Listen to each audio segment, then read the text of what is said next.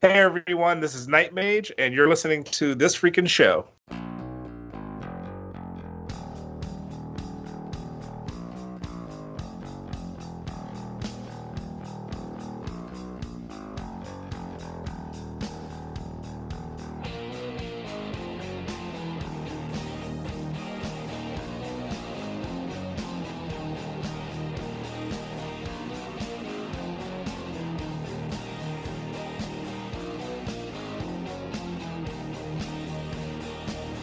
What's up, everybody? I am Travesty. I'm Awkward Colin. And I'm Geekcast Joe. And welcome back to another This Freakin' Show podcast. A little bit of something and a whole lot of nothing. On this episode tonight, I will try my best not to be a liar for the third week in a row. That'd be good. I know, right? I mean, 2018 has been really good to me so far, except for the guests on our show. I hear you. I'm not saying the guests on our show are bad. I'm just saying that that the timing is just not perfect. But I believe that's all going to change tonight, because tonight our guest will be on. I guarantee it. If not, Colin will host the show for the rest of the year. Yeah, right. Oh shit! How you guys doing? Good. I'm doing well. Yourself? I'm doing good too. Had a good weekend, a busy weekend. Bumped into an old friend yesterday at the bar, so that was really cool. Nice. Nice. Yeah. Old lady friend, old male friend? A lady friend. Nice. Not like an ex-lady friend, but like a friend who, I used to know like 8 years ago that we kind of like lost touch with. Oh, yeah. Just having to bump into the bar. It was crazy. Good deal. Yeah, so that was a lot of fun. Went to a movie with Colin, which we'll hear about here shortly. Yeah, went to church, so that was pretty cool too. Nice, nice. Yep. Yeah, I mean, like I just kind of stayed like busy this weekend. It was nice. The weather was good, so I tried to be out a little bit. Played with the fucking dog in the backyard. Nice. So, all in all, it was a good weekend. The weight loss journey I'm on is going great too, by the way. In case everyone was wondering when I was going to talk about that. Well, now that's time has come. I'm still at 25 pounds down. I think I was at the last time we recorded, so I'm kind of like at an even point right now. So we'll see what next week brings. I got some keto stuff that's supposed to kind of like help boost like the keto shit in my body. So we'll see how that goes. Yeah, Sounds good. Yeah, right. I mean, so I'm excited to see how that goes. The journal's still going. It's up and running. It's amazing. If you guys want to give it a read, you could find it at thisfreakinjourney.wordpress.com. My latest post, I posted about a story about when I was a child back in the day, kind of an embarrassing story. But I felt sharing it.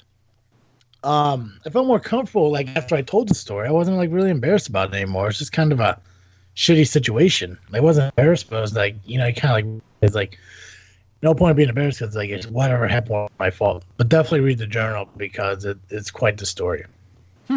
Good deal. That's fantastic. I know, right? Yeah. But I mean, what's new? I mean, so what do you guys do this weekend? I mean, besides the movie with Colin and all that, what you guys were up to? The what? Sorry? What did you do this weekend? No, I thought you said something after. No, that was it. After Colin, going to the movie with Colin. Oh yeah, besides the movie with Colin, what else did you guys do this weekend? Gotcha. What has happened in your guys' lives since the last time we recorded this show? A whole lot of nothing. Nah, I'm just kidding. No, I really didn't do a whole lot this week. Talked with my thesis advisor, and I preached this week a couple times. So it's a good week. Good week overall. Not very exciting. Just regular old run of the mill week. What is a thesis? It is an enormous paper that you pretty much write just so that you can have it in your portfolio. So all this is a paper just with a fancy name? Yep. basically. Yeah, Okay. this is going to be mine's going to be a 60 to 90 page paper when it's all said and done. So Makes me sick. yeah, this is where like something inside me must be broken because I think it sounds like just a lot of fun. Oh, You know, jeez, Joe. Well, you know what? Everybody has their own things on fun, I guess. Yep. So, but you know, it's fascinating. I get to do some cool research, and I get to go a nice deep dive on some stuff, and so, you know, stuff I'm interested in, stuff I'm passionate about. So it's not like it's just a paper that's like been assigned to me, and it's really boring and stuff. It's something that I'm really interested in, and I get to sort of contribute my newfound knowledge to the world. So that'll be a neat thing when it's all said and done. Of course, I say that now. I'm at the beginning. Probably, if you get to me in about 6 months, I'm going to be probably suicidal and ready to be done with it. And then it'll be over with about a year from now, and we'll all be happy again. So, Yay. but Well, that's a good start to the podcast. yeah. Hey, you know what else happened this week that I just now remembered this? My other podcast, Geekcast Live, which you can find by going over to gcl.ninja, is officially back. We're on our 5th season. A couple of weeks, we'll have our 200th episode. So be sure to tune in for that. Should be a good time. Awesome. Now that's this Saturday's release. Correct. And I guess by this Saturday, depending on when you're actually listening to this show, is February 3rd. Yes. February 3rd. Yes, there we go. It's awesome, man. I'm glad. I was waiting for the new shows to come out. Yep. Yeah. Yep. So the first episode of the season should be up now. It came up yesterday as of this recording. And then the episode 2 will be out next week, and then the week after that will be our 200th, hopefully. So should be it'll be cool. We did get a really cool guest. I thought we got one of the co-hosts from the Small Town Murder podcast, which, if you like a true crime podcast that has a little bit of humor to it, be sure to go check out Small Town Murders. It's fantastic.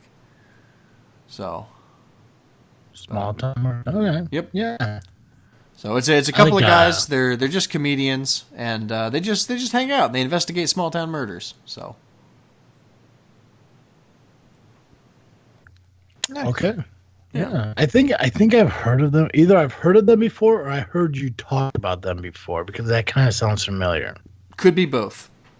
Could be both. A little bit of both. Yep. A little bit of column A, a little bit of column B. Yep. That's awesome, man. Congratulations, you guys, on your 200 episode coming up. Is there any like sneak peek information you could like maybe share on what the plan is for the episode? I couldn't just right now.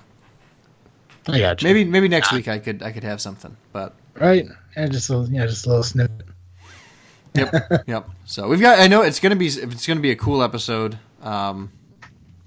But I don't know who's gonna be on it or what the plan is yet. So. It'll be good, though. I'm looking forward to it.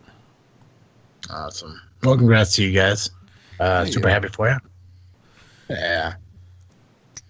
So, real quick, before we dive into Colin's Awkward Flicks of the Week, I just want to remind you guys about one of our sponsors here, the Firepit Bar and Grill, Peotone, Illinois.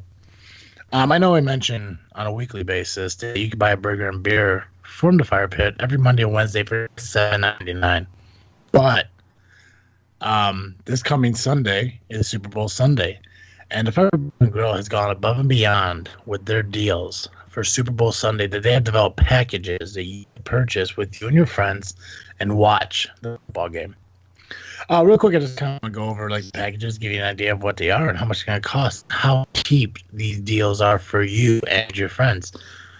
So they have 2 packages. They technically have 3 packages, but one package is you get a large pizza and like a bucket of beer. It's like $15. That's like a couple friends, like you and a buddy or whatever. if you want like the bigger packages, there's a $30 package which includes all domestic beers and appetizers. Choice of an onion explosion, a mushroom tops, mac and cheese bites, pork bites, and pretzel bites. Also, other than the $30 package, you also have a $40 package, which includes the appetizer, the onion explosion, the mushroom tops, the mac and cheese bites, the porky bites, and the pretzel bites. Choice of any sandwich or any dinner. All domestic beers, well drinks, and absolutes. Morgan, campfire shots. Campfire shots. You could back me up on those. I like delicious. campfire shots. I love a campfire shot. It's good stuff. Joey, that's right. You had it too. Just be careful. The last time I did have one, I accidentally blew the alcohol onto the bar top and it started on fire. So. But and then there's also VO, but honestly, I can't even think right now what VO stands for. Absolute Captain Morgan VO. I can't think what the VO is. But anyways, they have a lot of great packages and everything. You call ahead, you can walk in. I think they still have the beer tower there. So more than likely, like even though I'm not a huge like football fan, I may go up there and get one of these packages with some friends. On top of that, they do have some giveaways that they're doing as well. So it'd be awesome to check that out. Yeah, that would be fantastic. Yeah. Hey, and I know it's not always the fanciest place, but things are always fancy if you make them that way. So if you wanted to have yourself a nice night out that made you feel really classy, you could head on over to wearedapperties.com and get yourself a really high-quality knit tie for the low, low price of just $15. And if you use the special discount code FREAKIN, that's FREAKIN, you'll even get free shipping on your order, which means that you can go to a Super Bowl party and look hella dapper for like nothing. And people are going to be really impressed. And they're going to think, wow, you look really good, person in your high-quality knit tie. Where did you get that? And you'll be able to look them in the eye and say, I went to wearedapperties.com, and I used my special discount code, FREAKIN. And I got this sweet tie. True story. Yeah. I think I read that in an article somewhere. Yeah. Hella dapper. Yep. Nice. But yeah, us sponsors. Both places. Firepit Bar and Grill. We are Dapper Ties. I mean, as far as I know, and I'll mention this more, next week. But they're also doing a Valentine's Day kind of reservation dinner thing at Firepit Bar and Grill. So, if you want to look good in front of your lady. Yeah, that's perfect. Or if you're like. Reserving yourself a spot at White Castle because the fire pit's full. I know it's the time of year. White Castle does do the fancy sit-down dinner, too. But, I mean, obviously, if you're taking your lady out, you want to look dapper. Absolutely. Absolutely. So get a fucking fancy, high-quality, well-made tie for just $15. Yeah. Go out, get yourself a fresh cut. And then for less than the price of a men's haircut at most places, you can get yourself a really, really sweet tie. Yeah. Yeah. I mean, for all I know, there's two type of people in this world. People who buy high-quality ties and dapper ties, and fools. So which one do you want to be? I know which one I pity.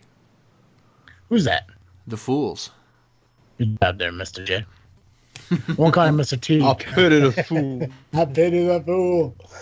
Oh shit, Colin. Let's dive into the awkward flick. We'll kind of push it ahead. That way we get a little more time with our guests. But why don't we run through your awkward flick of the week? Okay. Well, welcome back everyone to a segment that we like to call this.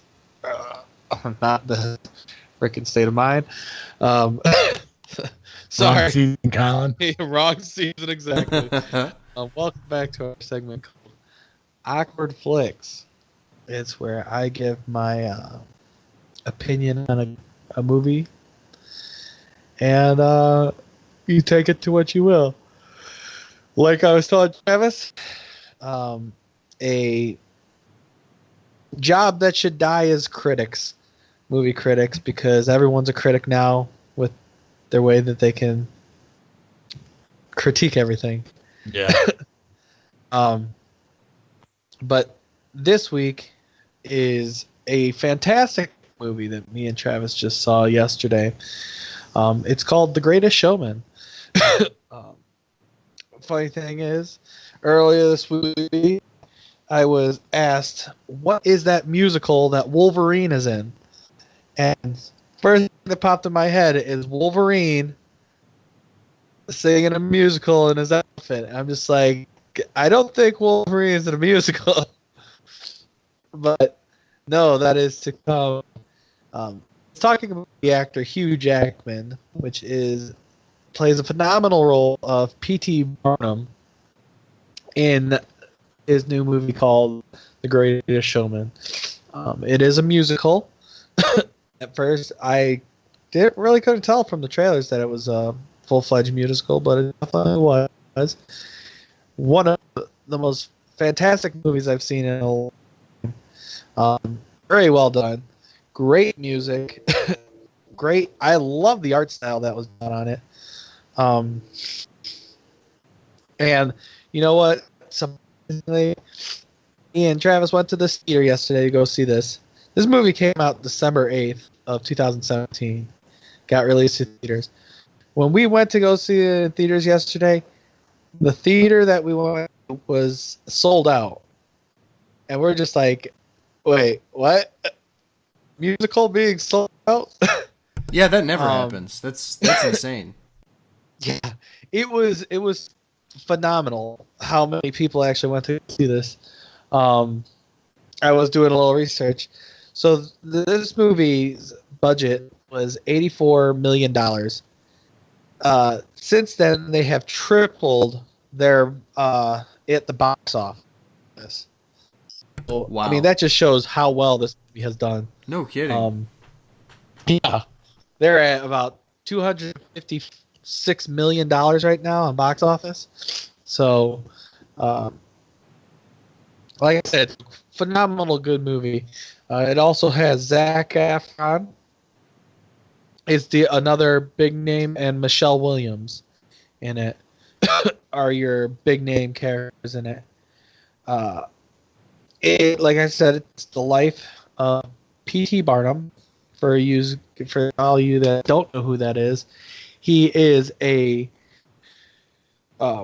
everybody knows him nowadays as for being a circus, P.T. Barnum Circus, and that's what he was. He created the P.T. Barnum Circus.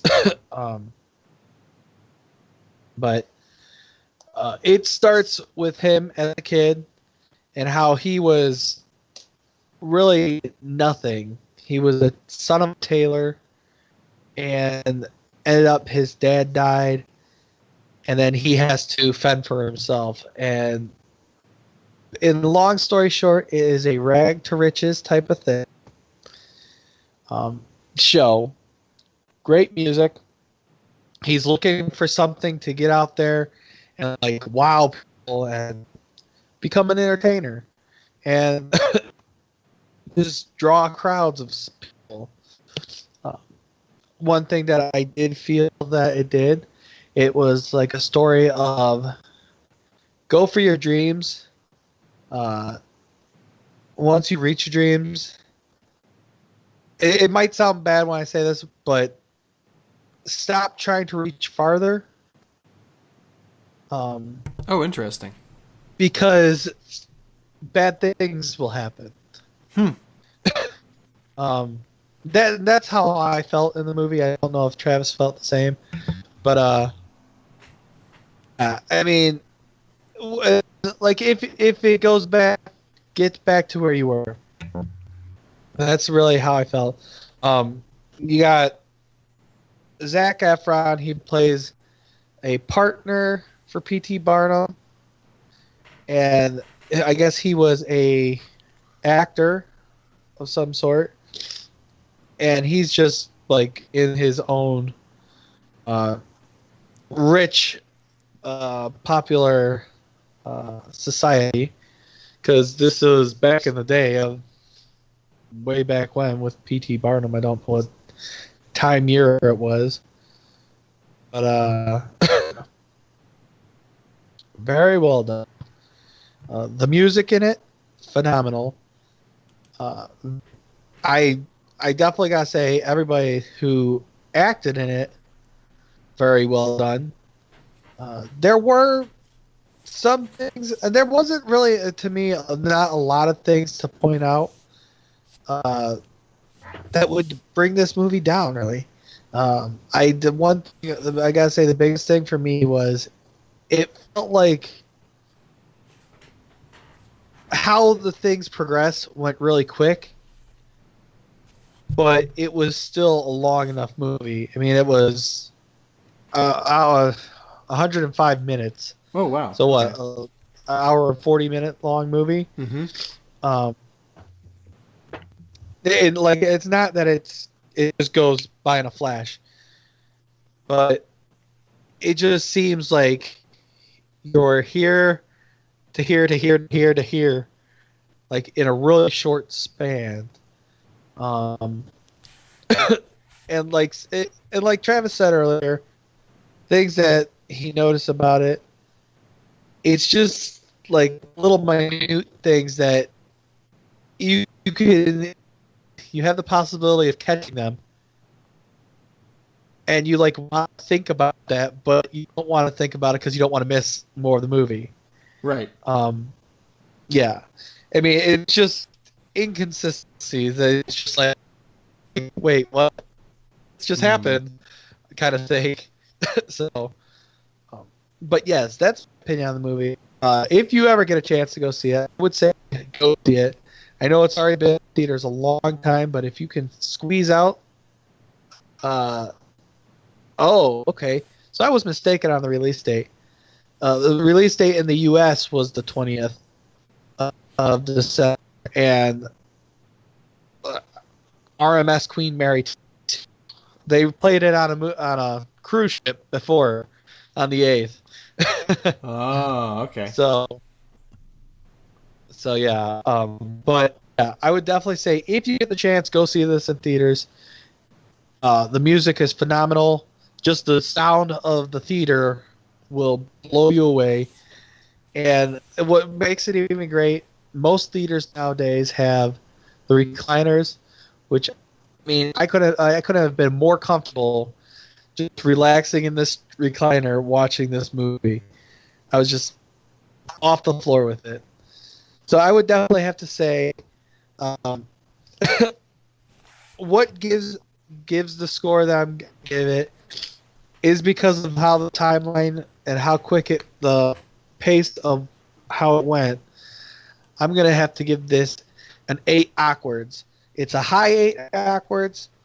I almost made it a 9, but I mean it really pushed it with how quick it jumped. Like I said, I would recommend go seeing the theater if you get the chance. Take advantage. If not, rent it, get good surround sound, and just sit on your couch and watch it one night. Fantastic. Very well done. That sounds probably exactly how I'll see it. Yeah. Oh, sit on the couch? Oh, yeah. Yeah. I mean, right there. Hang with your wife. I would say it's a good movie to cuddle up with. Okay, sweet. Travis, how about you? What do you think?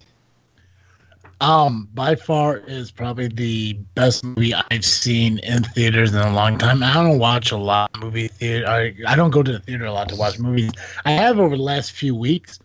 Actually, I think in 2018 alone, I've seen more movies in theaters than I did last year. And No, in 2018. Oh, really? Yeah, like within January alone, I've been to the theater more than I think I was in 2017. But it's like, I'm glad that I was able to go see this movie in theaters because of the music and surround sound, and it was such a good movie.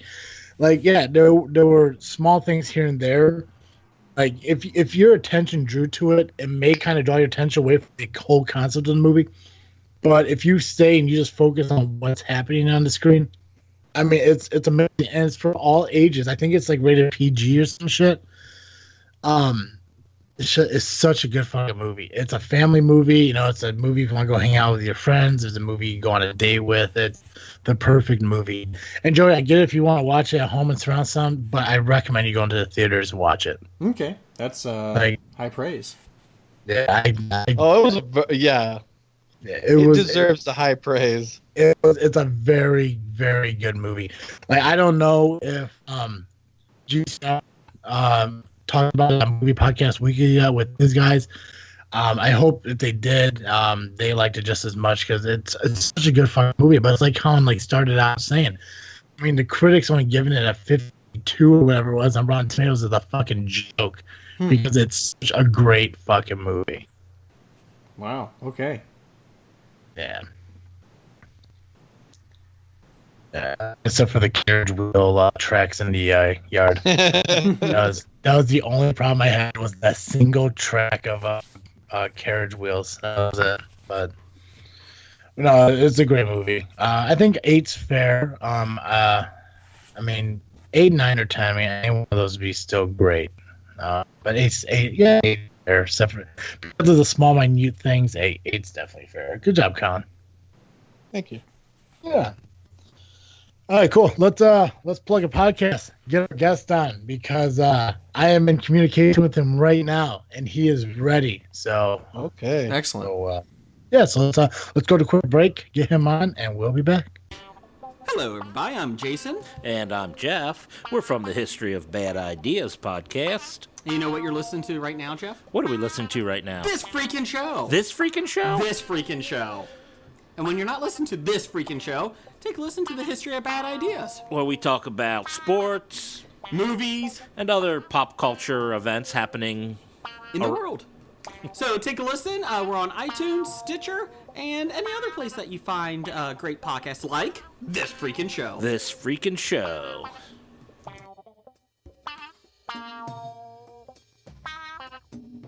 All right, everyone. We are back, and not only are we back with like a guest that is amazing for what he does, but it's also amazing what he has done for me personally. Because we're here with Knightmage, and I'll let him introduce himself here in a minute. But I personally want to thank you for coming on because you have proven that I am not a consistent liar. because okay. I have been promising guests on our show for the last 3 weeks, and it finally happened. So I want to thank you for breaking the streak because I was almost in that, like, you know, the boy who cried wolf situation. Yeah, sure. Well, yeah, they'll have a guest. You're welcome. You're very welcome. I'll expect some kind of payment for it. I mean, right? I guess send Colin your way and give you a hug. I mean, that's. I prefer beer, but that's fine. If you prefer Bud Light, I'm on it. I don't think anyone prefers Bud Light, sir. I think the world prefers Bud Light. Just, no, yeah, I have a funny Bud Light and Cleveland Browns story. Tell. Okay, so you know how the joke about the Super Bowl is, like, you know, the losers, they send the losers team shirts to like third world countries and stuff like that. Yes. Mm-hmm. So I was just in Mexico a couple of weeks ago, and so this year Bud Light had the fan cans where like NFL teams were on the cans. Well, in Mexico, the only can I saw, and it was everywhere, were the Cleveland Browns. Like everywhere, it just had a crap load of Cleveland Browns Bud Light beer cans. It's horrible. It makes me feel horrible. That's kind of Cleveland amazing. Browns. Oh. That's more awesome because when you said Cleveland Browns, a Family Guy. I forgot that Cleveland actually has a football team. Oh, that's sad. You tell me. But why don't you kind of introduce yourself to our listeners here on who you are and what you do? So I'm Knightmage, aka Michael Wilson, or other way around. I don't know. And I cosplay, and I do a lot of a lot of other things, but probably I'm most known for my cosplaying. And yeah, I mean, that's I'm pretty boring actually. Oh, nonsense. We've had Super Casey on our show twice, and I'm sorry. I know, right? Right. I mean, the first time, what the hell did she do? I can't remember. She did something the first time that was like kind of like out there, but the second time she's on, she called me a dick butt. Yeah, and that's her thing. I know, right? She did something on the first episode. I honestly don't even remember. Boom roasted. That's what she. Oh, she said boom roasted. a lot. Yeah, it's like she came out. She was like a new catchphrase, but like the second time, like the interview went wonderful, and then all of a sudden, like I made her watch the Princess Bride, and she just fucking lost it. It was crazy. It was like Tom Cruise jumping on the couch, crazy. That sounds about right. Yeah, but wait. Have you seen The Princess Bride since? Yes, I watched it. And, he was appropriately shamed. All right. Yeah, I felt so bad because I felt like I felt like I insulted somebody somewhere because I didn't see this movie. So I watched it, and it's not that great of a movie. Dude, really? I mean, it's a good movie, but You I mean, almost like, made me cuss, man. Shun the non-believer. you can cuss on the show. It's okay. We do it all the time. But okay, what the fuck, man? Come on, dude. It's The Princess Bride. Perfect movie. It's a good movie, but it's not a great movie. It wasn't a movie that I should have been shamed into watching. Like, it's a movie like, hey, okay, now I've seen it. I'm never going to watch it again. I'm glad I was able to see it for free. It's just... It's my go-to movie when I'm sick. My go-to movie is anything else. All right, okay. I want to throw up. Before we get off on one foot here based on movies, but the whole point of me bringing it up is because every time she was on, we always had a point to kind of talk about you as well, because you guys, the way she phrased it was cosplaying husband and wife, but like you guys are you guys been a partnership for a long time. So before we get into that, I just kind of want to know, like, how did you first get into cosplaying and how long have you been doing it? So I started really in 2012. I guess I kind of really started in 2011 though. So I heard of cosplaying, but I didn't know exactly how big the scene was or anything like that. And in 2011, I wanted to make my own costume for Halloween because I just love going out to the bars and stuff for Halloween. And so I decided I wanted to do John Stewart Green Lantern. And that's not like a costume you could just find in stores. So I went ahead and went to Joanne Fabrics, and my girlfriend helped me sew this Green Lantern costume together. And I went out to bars and had fun. And there was a Relay for Life event coming up, and my buddy had asked me to participate because I had this superhero costume. So I'm like, all right, cool, yeah, I'll do it. So I went ahead, did the Relay for Life, and I had an absolute blast. And from that, I got asked to do another charity event and another. So in 2012, that's all I was doing was just charity events. So I ended up making a Captain America outfit and Batman. And then I started getting kind of some recognition online. And a couple cosplayers started friending me on Facebook. And they're like, hey, what conventions do you go to? I've actually never been to a convention. So the end of 2012, I went to my very first convention, which was the Cincinnati Comic Expo. And as soon as I stepped on the floor, dude, it was like a whole new world opened up. I was like, I'm with my people. This is amazing. So I've been addicted ever since. So yeah. That's awesome. That's it. That's pretty much it. And then from that, like in 2013, I just kind of set out to, like, every weekend I was just trying to find different conventions to go to. And then I started getting offers to, like, go to conventions as a guest. And it got to a point where I was still trying to juggle doing the conventions and the charity events. And it was really difficult. So I had to choose. Do I want to do this hospital visit, or do I want to go to California and have this really awesome opportunity? So I came up with the idea. I'm like, well, I can possibly, do the opportunity in California, but still be able to give back in some kind of way. So that's why I started raising money for different charities at conventions. So what I do is, like, at every convention I go to, I try and pick a local charity to where I'm at, and I just give my prints away for free, and I just ask for donations to going back to that whatever charity. And so I can do and have fun, be able to give back at the same time. So it's a win-win. Hey. Yeah, absolutely. That is so awesome. Yeah, that's cool. I mean, that's gotta make just about everybody's day, right? I mean, you get to do something that's fun for you. It's fun for kids. It's fun for fans of the characters that you're playing. I mean, that's just awesome. That's really cool all the way around. Yeah, it is fun. It is fun. Like, I'll try and it's hard to do, but I really love doing, like, hospital visits and to children's hospitals. And I always figure I'm going to these places. I want to have a costume, so why don't I just go to the hospitals and try and do something while I'm in these cities? So sometimes I'll try and coordinate times where I could stop at a local hospital for a quick visit or something like that. It's difficult because hospitals are in really, like, tight time constraints and stuff like that. Right. So that's hard to do. But if I can do it, I gladly do it. Yeah, absolutely. That's so cool. Yeah, because you and Casey just did a fundraiser last month. Yeah, for our Christmas charity extravaganza. Yeah.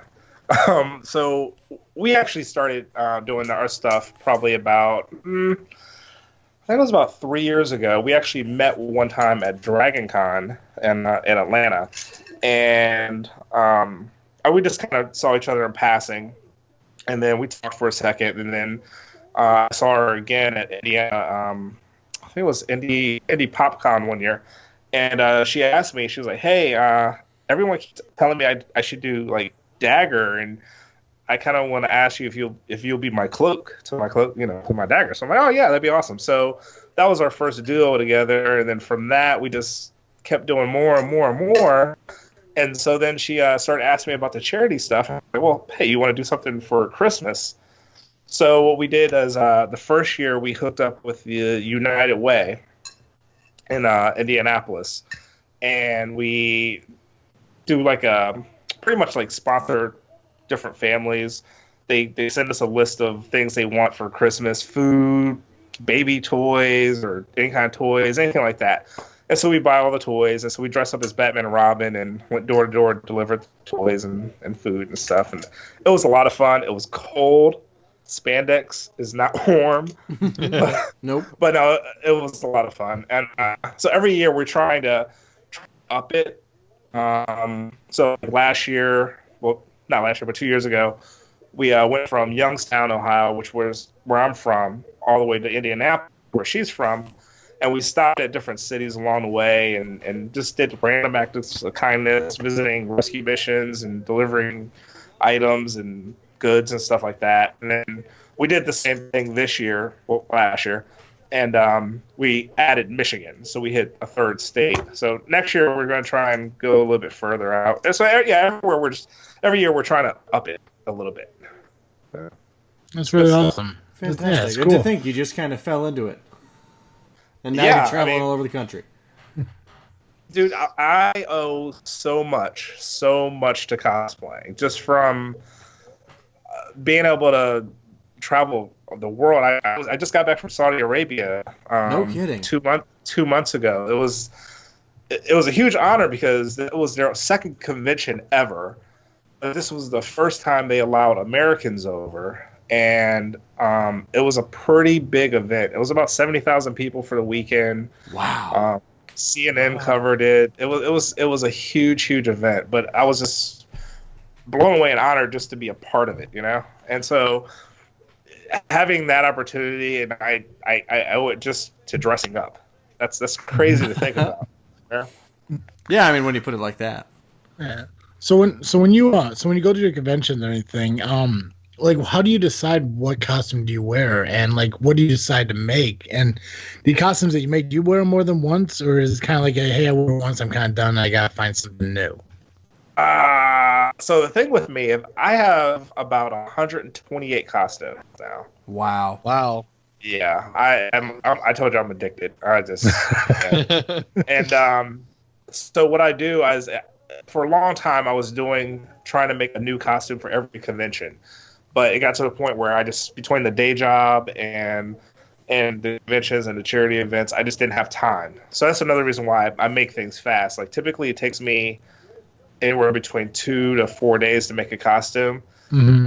Like I just made RoboCop, and that was my longest costume. That took me 5 days.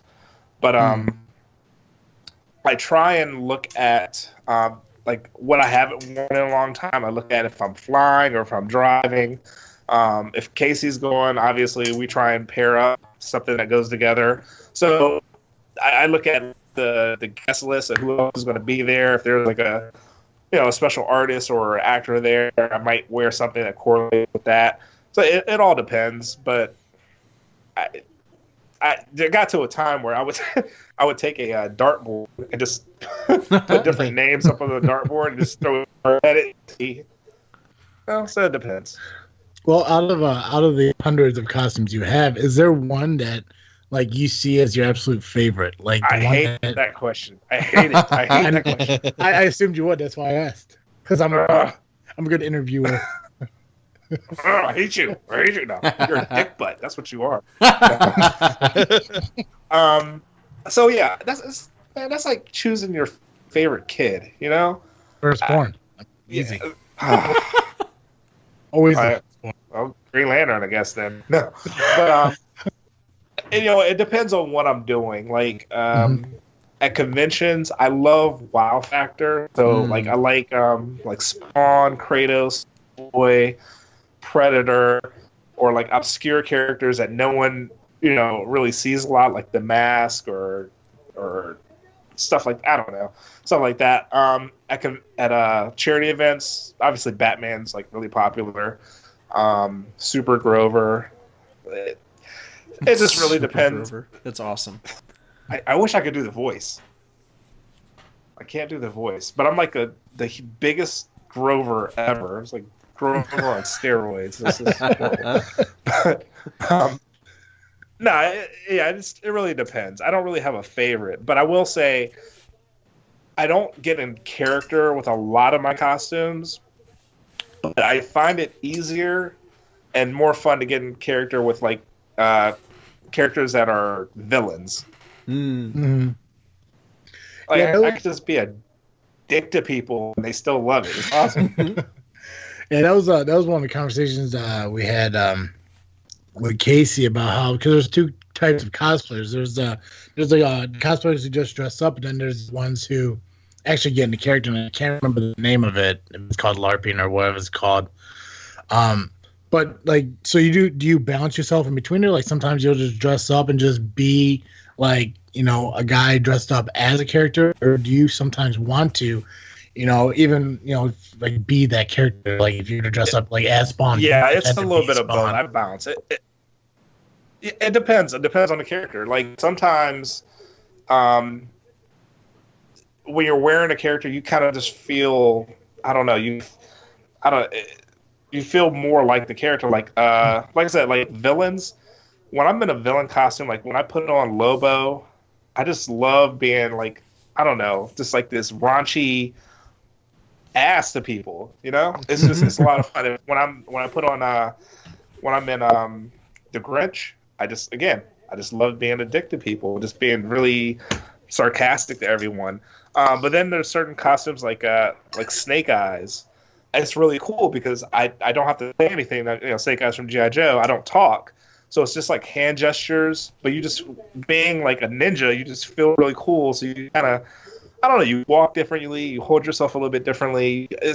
So you put different costumes on and you kind of just embody that character, some characters. And then there's some I just like wearing, like Spawn. I look cool, I feel cool in Spawn, but I don't necessarily act like Spawn. You know what I mean? Mm-hmm. Mm-hmm. Gotcha.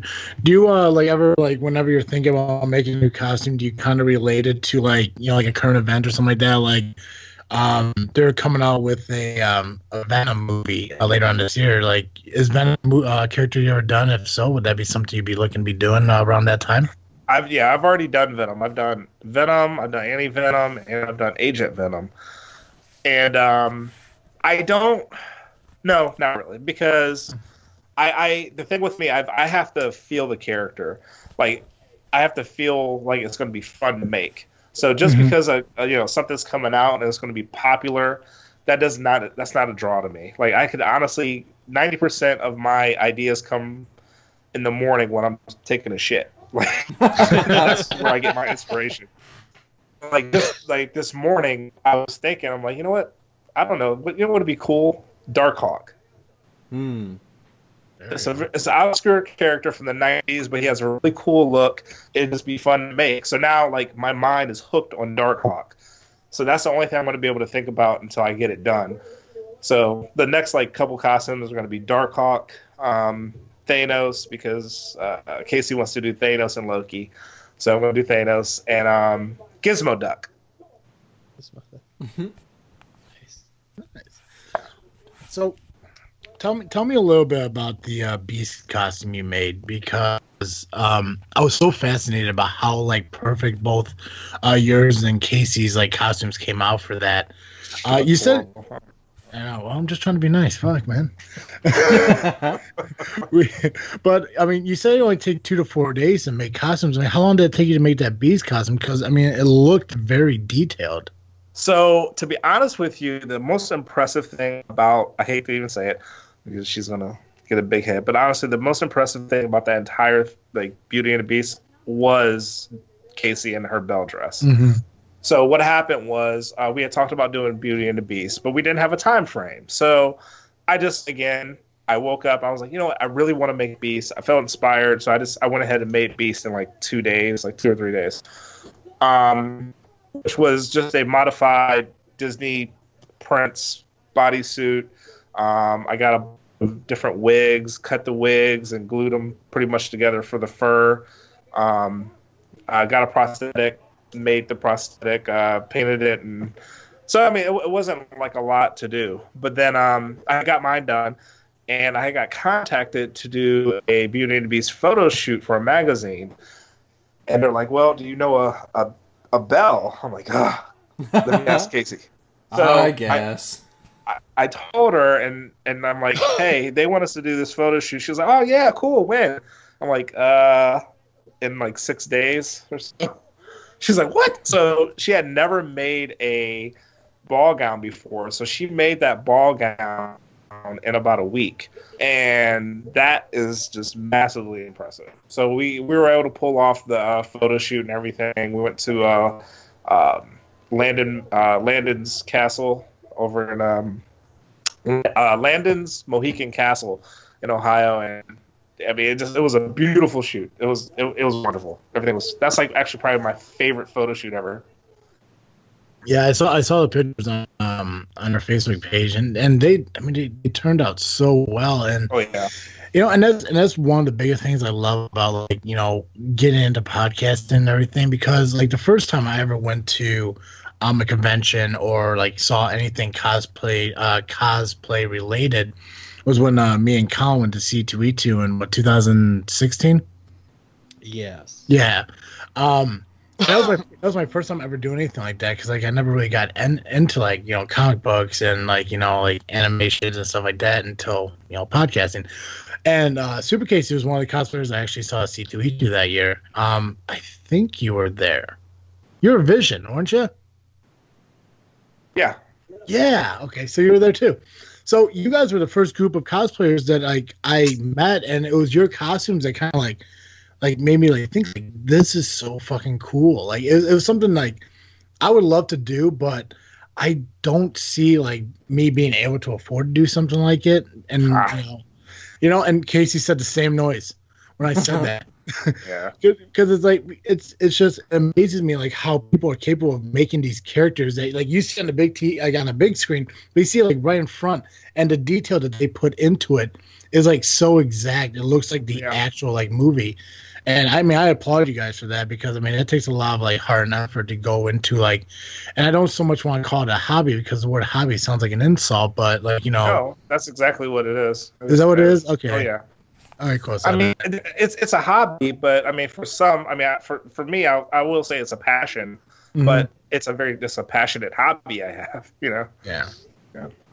So on average, like how many shows do you, or conventions do you feel that you hit like in a year? So last year I averaged 3 shows a month. Okay.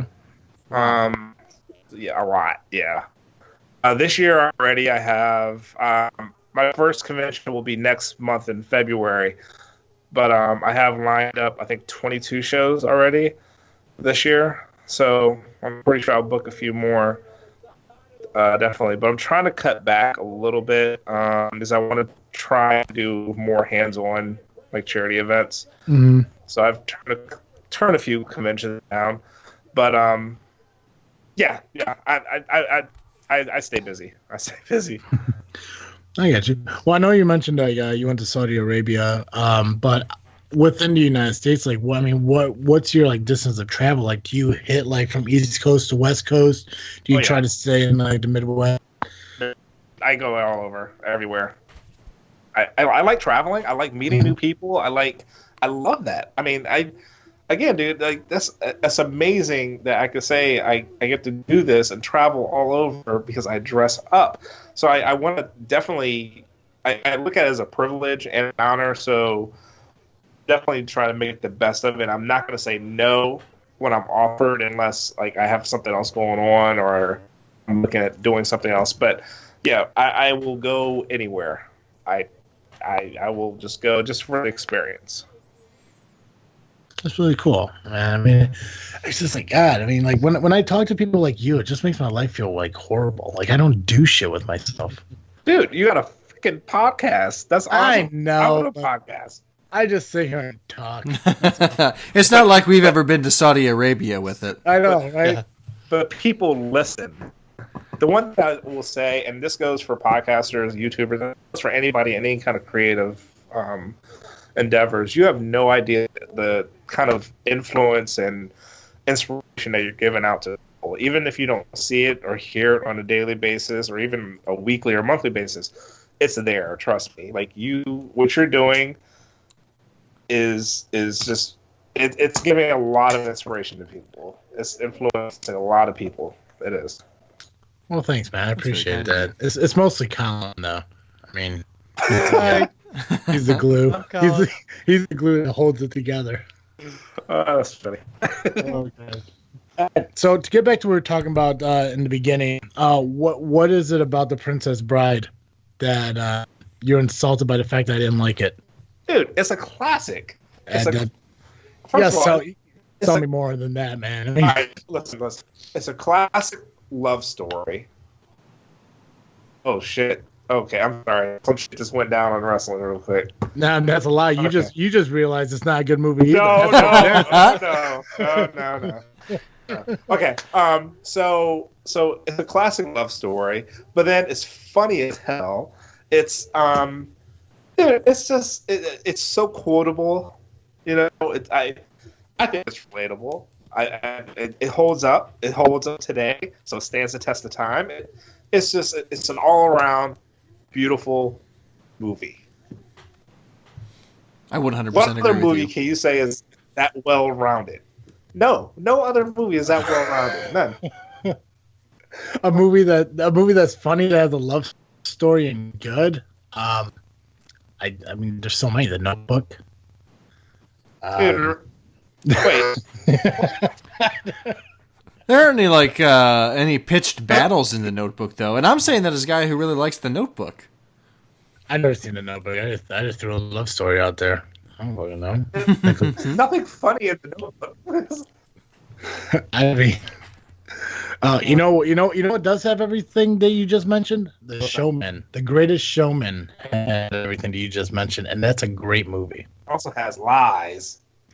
The Princess Bride has lies. It's you know where I was going. It is a good movie, but like I don't see it as like a stand the test of time kind of movie. It's like what's the garbage? Monty Python. You shut your whore mouth. Just what? I mean, what is that? I mean, dude gets hit with a sword, his arm falls off. He gets hit again, his arm falls off. He gets hit again, he loses his leg. And ends up just being a head who just rattles there on the ground. Classic. I don't get it. Like, why? That is textbook funny. That's textbook funny there. It doesn't make sense to me. Like, I don't know. Like, maybe I still got to grow into this genre of like movies and stuff. Maybe. All right. So are you not really into like stick type humor? See, but yes and no. Like, okay, do you consider like the Three Stooges slapstick humor? Yeah. Okay, I love the Three Stooges. I love Lauren Hardy, Yeah. Abbott and Costello. But I don't like Monty Python. I don't like the Princess Brides, and I don't like what's that? Young Frankenstein, or what the fuck it is. Wow. Okay. Yeah. I'm learning things about you I never knew. I know, right? And you've been my You're brother learning all for these like things. 12 years. I know.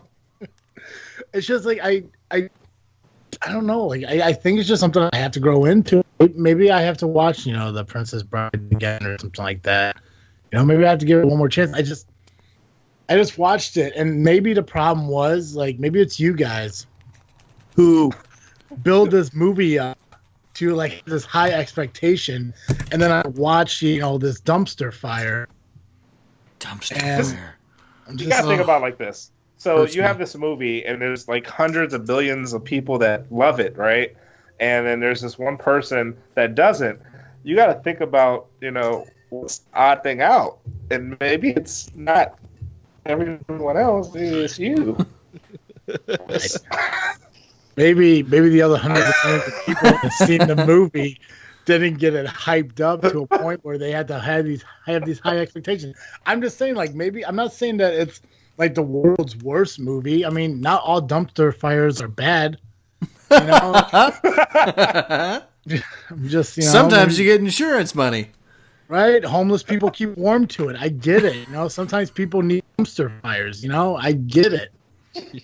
I guess I'm just not a dumpster fire. I'm just not a dumpster fire guy. I don't know. But That's pretty but I don't know. Did they make a sequel? I mean, No. No. no. So they didn't try to make it better. You can't mess with perfection. Thank you. Oh god. Oh, that was good. Oh man. Well, I don't know I don't know where to go from there. We're just I just laugh at the fact I said dumpster fire. I don't even know. That's it. That's what's getting me right now. Is I'm imagining a fucking dumpster fire. With like the word Montoya spray painted across it. Oh, God. Yeah. All right. Okay. So, all right, getting away from dumpster fire. So now I have a question for you guys. Yeah, what's up? Since you guys were at C2E2, right? Mm-hmm. All right. So, what are the conventions you guys go to now? Because actually, C2E2 is like my favorite convention ever. I love C2E2. So, in 2016, I went to C2E2 and Indie PopCon, and Colin actually went with me to both of those. At the beginning of last year, in January 2017, I actually got laid off from my job at the time. And doing so, I actually had to start a new job that unfortunately doesn't pay me as much as my previous job. So I wasn't able to attend any conventions through 2017 because the extra money just wasn't there. But Indie C2E2 and Indie PopCon are my two, with telling you a very long story of my life, including that answer. But that's what I go to. I regularly go to Gen Con, Sometimes Indie Comic Con if it's in the budget. Okay.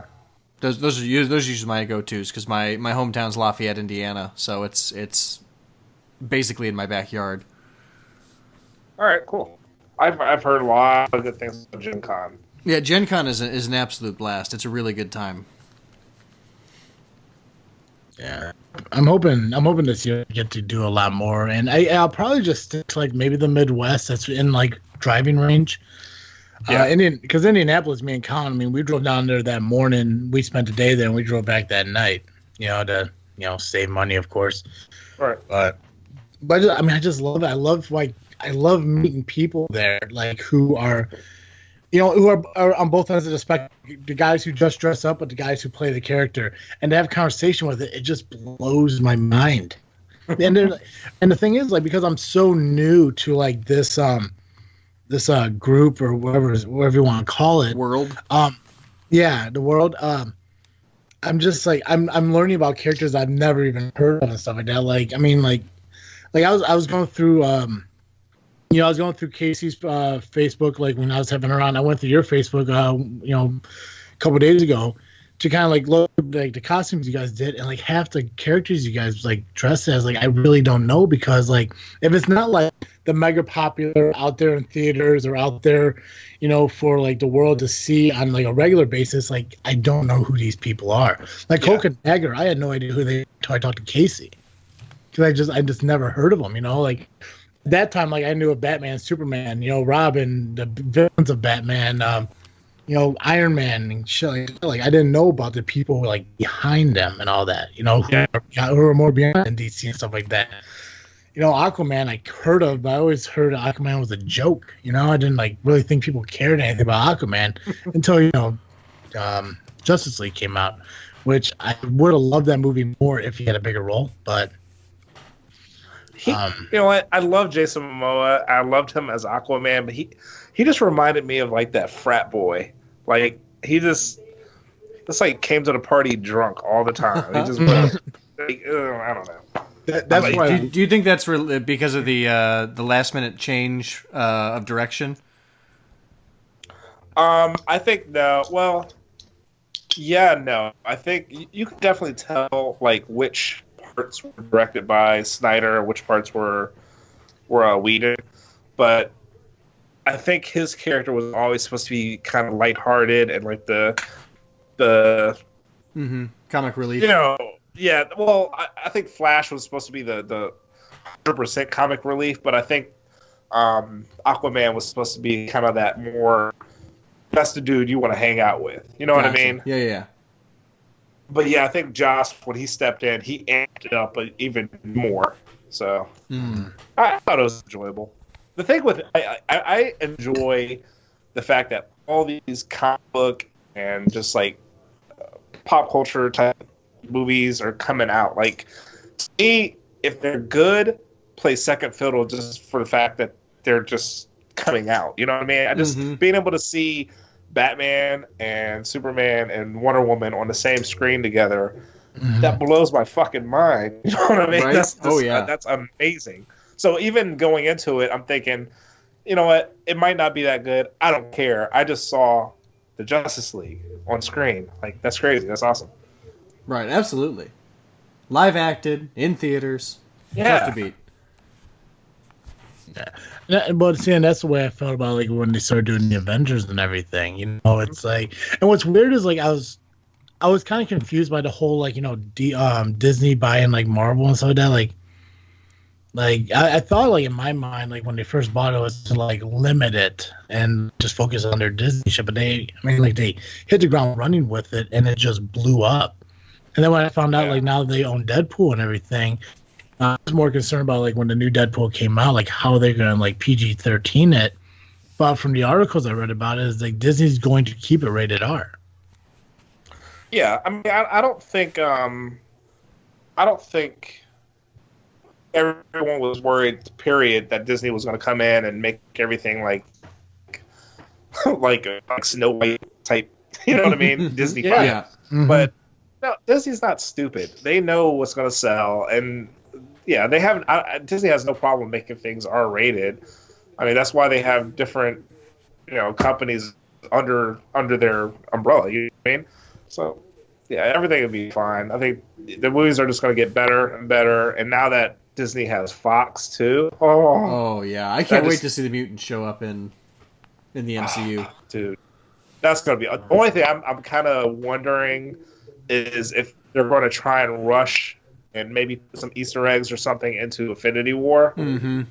You know what I mean about the mutants. So I kind of hope they do, kind of like how they did Spider-Man and Civil War. I mean, I don't care if they rush it. I just kind of want to see them start to intertwine and mix those worlds together. Yeah. Well, I've heard some rumors that's one of the reasons that they've changed. It used to, I think, when they first announced Infinity Wars, it was going to be Infinity Wars Part 1 and Part 2. Right. They've taken that away now. Part 2 is going to be something completely different, and they can't release the name because they are afraid that it'll reveal major plot points that they're not ready to reveal yet. And so on my other podcast, we've spent, I don't know, probably 3 or 4 episodes around the time when Disney reacquired the Marvel properties, and we're thinking that it's probably AVX. Yeah, but you would have to, before you do that, you would have to establish the X-Men. You know what I mean? Yeah. Well, I think the hope is that enough people are bought into the Marvel universe in general that they'll just be like, "Oh, cool, Wolverine's on screen," and they won't think about it too much. I wouldn't. Yeah, but I hear you there, but. So, we'll see. I don't know how it's going to go. We were talking about maybe it'll be like a Scarlet Witch thing. Like maybe she breaks reality in some way, and that's how they come into the universe. But does anyone else agree with me that Scarlet Witch is probably the most powerful character ever created?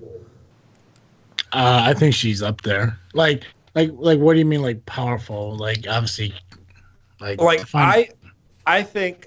There is pound for pound, and just like fighting. Mm-hmm.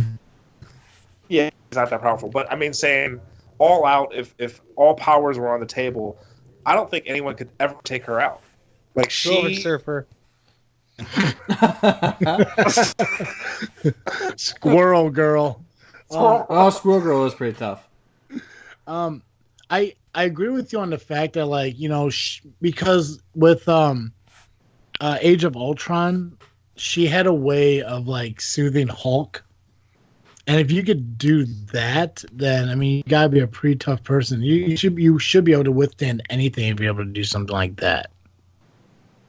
Yeah, I'm just talking about the fact of her just bending reality itself. Yeah, right. And that, I mean, I don't know. She could do whatever she wants. I mean, I think her problem is she doesn't fully 100% understand how powerful she is. You know what I mean? Mm-hmm. But yeah, I don't know. Yeah, I think you're spot on. Who are we talking about? Scarlet Witch. Why did I think you said Black Widow? What the fuck? Probably because Scarlett Johansson plays Black Widow. There we go. Okay, no, Scarlet Witch. Yeah, no, I don't think anyone has ever said that Black Widow was one of the most powerful characters ever. Well, see, that's why I was trying to. That's why I asked you if you could define what you mean by powerful, because for some reason Black Widow was the first thing that popped in my head, and I don't know if it's because Scarlet Witch or Scarlett Johansson. But no, I do agree with you on the Scarlet Witch side. Anyways, I do believe she is one of the most powerful characters. But I also heard a rumor that she might end up being evil in Infinity Wars. Scarlet Witch or Scarlet Witch, yeah. Yeah, let's ignore Black Widow for the rest of this conversation. Yeah. Yeah. But what I also love how now she is not Scarlet Witch, but the Olsen sister is now the most popular Olsen sister in the world now. Mm-hmm. That's what I see. But what were you gonna say, man? Before I interrupted you, like a good host does. Oh no. I was thinking about Black Widow still. Well, let me ask you a question. Who Who do you think would win in an actual fight, Spider-Man or the Hulk? Or I'm sorry, Superman or the Hulk? Here we go. Right. So, I have to go Superman because the Hulk, while yes, the more angry he gets, the stronger he gets. He does have a point where he can't get any stronger, and once he hits that point, he loses strength, and eventually he's going to revert back. You know what I mean? Superman is just pure energy, and he keeps growing. As long as there's no lapse, as long as there's a constant source of the sun, as long as there's no kryptonite, he's going to keep growing. That energy is never going to diminish. You know what I mean? That's a solid point. Well, and I mean, that's the joke, right? Superman's only weakness is the thing he hasn't faced yet. That's true. And then he goes and he mopes in Kansas for a week or two, and then he comes back and suddenly he can beat it, whatever it was. It's like everything is like an immune system response for him. Well, I think the most interesting thing with Superman is kind of like same with Scarlet Witch is the reason Superman is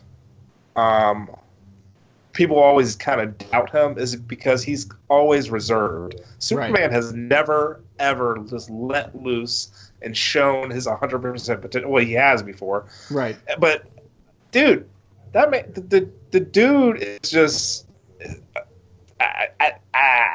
I mean, yeah. Even the only way you can defeat Superman is if you had some kind of like Scarlet Witch who can just warp reality. Because just toe for toe, no, there's no beating Superman. Especially if he let loose. Especially if he just tapped into every potential and he just didn't care anymore and he just there's no stopping him. Well, I've seen that clip from, I don't know what movie it was, but it was a Superman movie animated from the animated DC workshops where he actually, using the lens of his opponent's retina, directed his X-ray vision into the part of the brain that gave that guy his superpowers. So I feel like there's some way that Superman could figure out how to sever the link between the Hulk and Bruce Banner in a way that leaves Bruce Banner as only Bruce Banner. So I don't know, but I think you're probably right overall. So anyone else disagree or? No, I'm an idiot, so I mean half the shit you guys said I don't understand. But you said Superman would win, and that's what I was looking for. Yeah. Trust me, I'm very pretty. Dumb as shit. So. You know what? That's all you need in life is that's pretty it. face. I know, right? That's great hair and beard. I am gorgeous from the neck up. Rest of it, looks like a scene from The Princess Bride. Anyways. Oh wow. Anyways, okay, if now you're just being mean. Good, I'm just right? Oh man. All right, a few more questions, then we're gonna have to end this before my editor gets pissed about us going over time. Is there a costume that you haven't made yet, but you really want to? You just really haven't figured out how to do it yet.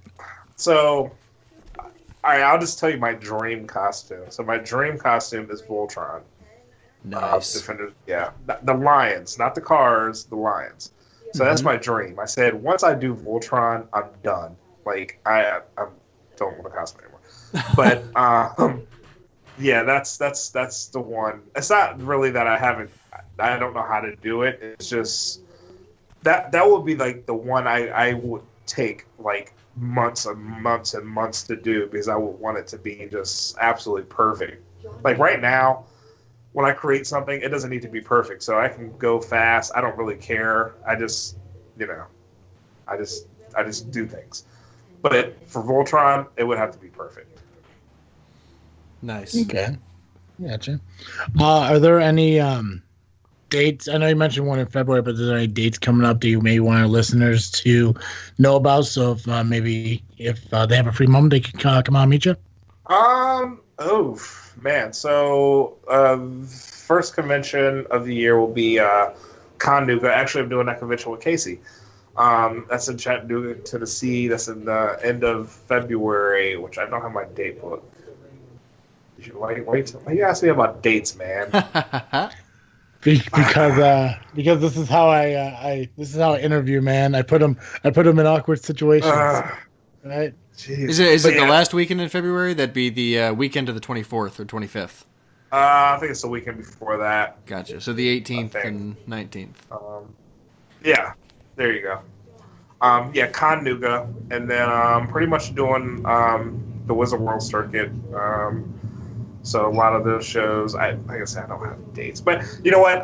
Actually, starting next week, if you just go on my page, I'm going to be listing all my shows that I have lined up right now for the year, and then yeah.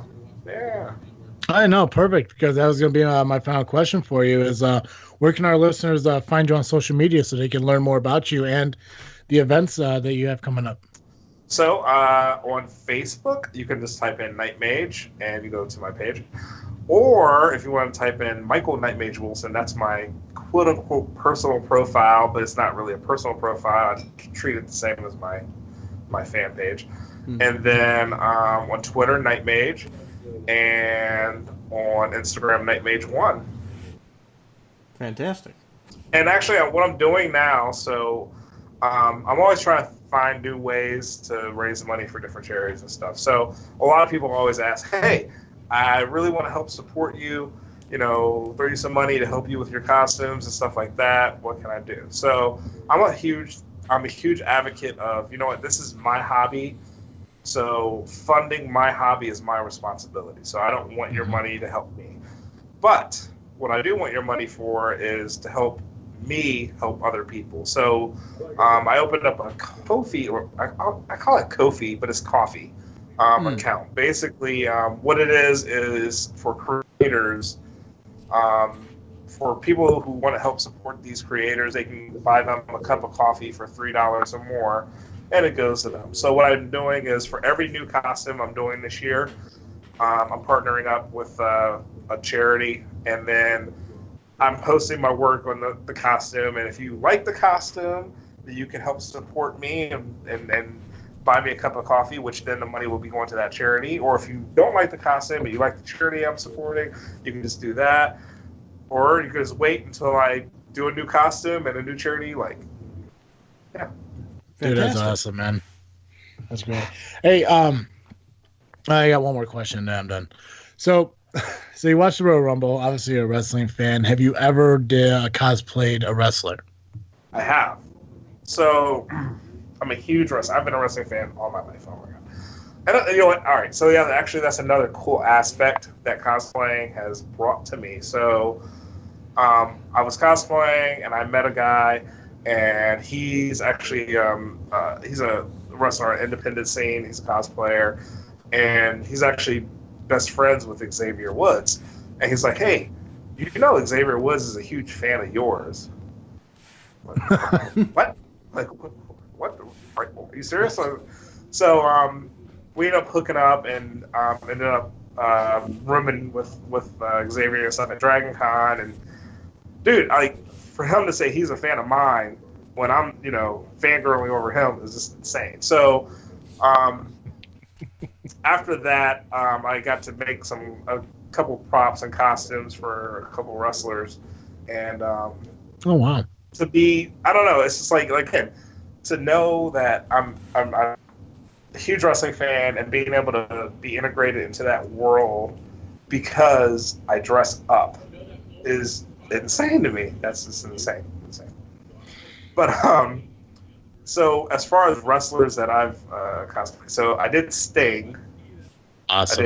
I did the Crow Sting. And I did. You guys, you probably don't remember this movie, but No Holds Barred. It's a 80s, okay. Hulk Hogan? 80s movie with Hulk Hogan, yes, and Tim Tiny Lister as this guy called Zeus. Yeah. Everyone says I look like him. So I was like, you know what? Screw it. So one day I went ahead and did it. And I'm looking at myself like, holy shit, I fucking do look just like her.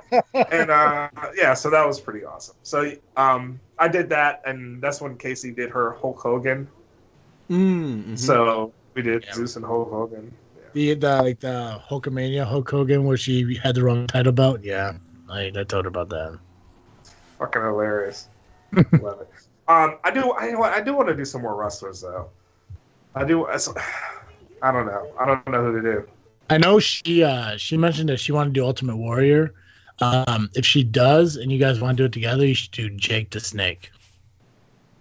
I know they had a pretty good feud. Jake, but there's not really much to do with Jake. Carrying around a big duffel bag. Yeah, I mean, why? I mean, dude, it's the Snake or Macho Man. See, all right, Macho Man would be fun. Macho Man would go and be Undertaker. She could be Kane. You could be Undertaker. That's true. I would love to be. I'll come out. I'll be Paul Bearer. I just made her.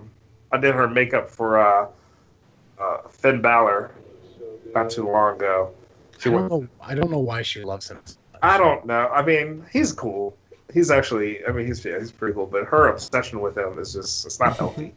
Who's your favorite wrestler currently? Like on the current roster right now? On the current roster, dude, that's actually really tough. How about this? You can either answer that question or tell me what your favorite costume is. Shit. Probably, honestly, probably Braun.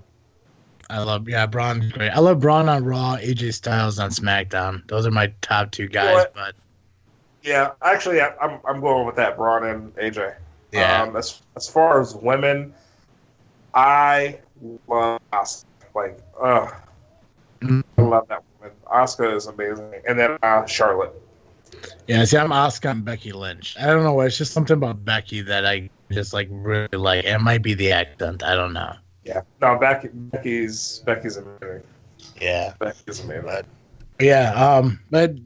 Sir, I am awesome. I am honored that I had the opportunity to talk with you today, and thank you so much for taking your time out to be on here.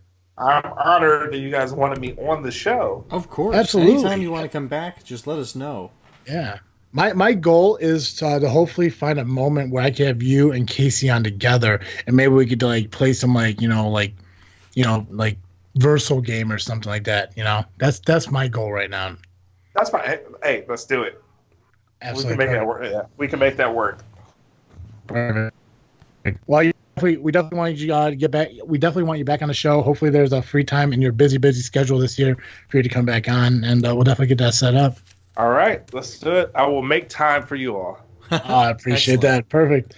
All right, cool. We'll go to break, and when we come back, we'll close out the show. News on the mark.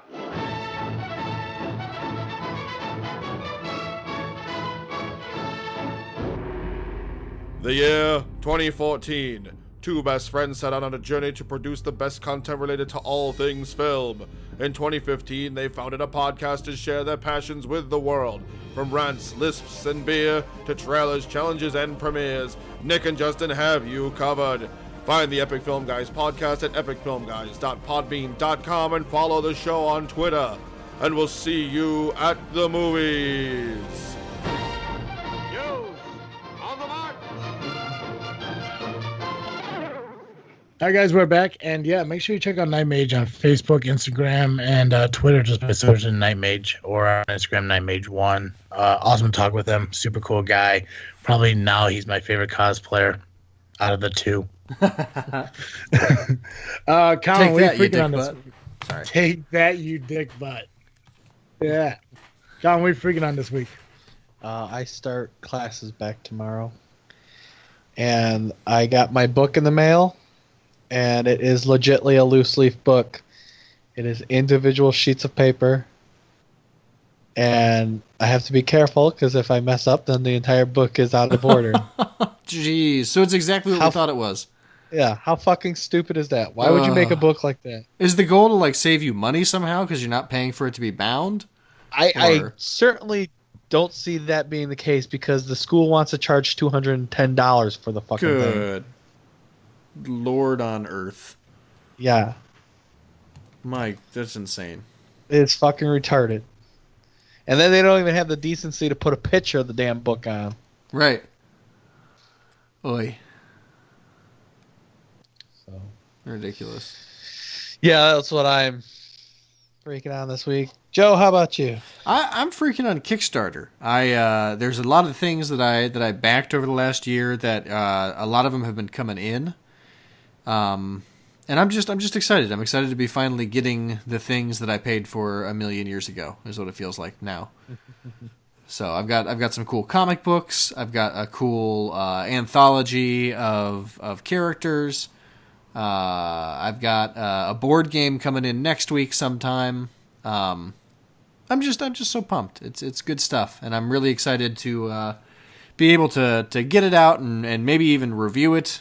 And definitely be able to share it with other people. So, yeah. Like herpes. Indeed. Or glitter, which we all know is the herpes of school art supplies. How about you, Travis? What are you freaking on this week? Next Monday, the 5th, 6th, and 7th of February, I will be in Orlando for a summit meeting for work. In sunny Orlando. Yeah. That's exciting. Yeah. Yep, flying out Monday morning, and then I got some meet and greets and classes going on Monday afternoon, and got some networking dinner that night, and then Tuesday more classes, and then some like Hawaiian luau thing. Wednesday got classes, and then I fly back home. But yeah, we're staying at the Orlando Shed Aquarium Hotel or whatever it is. Dang. Yeah, I'm excited. It's pretty cool. The only thing that sucks is it doesn't have a shuttle from the airport to the hotel, so you got to pay for it. But So you're like literally sleeping with the fishes. literally, That doesn't make you suspicious? no. Okay. I mean, I lived. Fair. Dude, I'm a top host on a Prime podcast. I mean, I lived. Word. Yeah. Hey, Joe. Yeah. Every week, our listeners can catch Geekcast Joe here on this freaking show. But if 1 hour a week of Geekcast Show just isn't enough, where can they go? If you just need more Geekcast Joe, you can find me over the Geekcast Live podcast, now on Season 5. And you can do that over at gcl.ninja. You can also find us on Facebook, iTunes, Google Play, and Twitter by searching Geekcast Live. Perfect. Ladies and gentlemen, yeah, make sure you check out our guest tonight, Knightmage. Real cool guy. Does a lot of cool things for a lot of people who need help. I forget what the fuck is that called? Charity. He does a lot of charity. Great fucking guy. Make sure you check him out, and donate if you can, because that's an amazing thing to do. Make sure you follow us on Facebook, Instagram, and Twitter just by searching This Freaking Show. Go to thisfreakingshow.com. You can check on the list of guests we have and the ones we're going to have in the future. Also, all the follower story recipients are there as well. If you have a question, comment, or concern about the show, you want to be on the show, or a recommendation a recommendation for us to do on the show, email us at thisfreakingshow@yahoo.com. As always, I am Travesty. I'm Awkward Colin. And I'm Geekcast Joe. And thank you for listening to another episode of This Freaking Show. I'm out.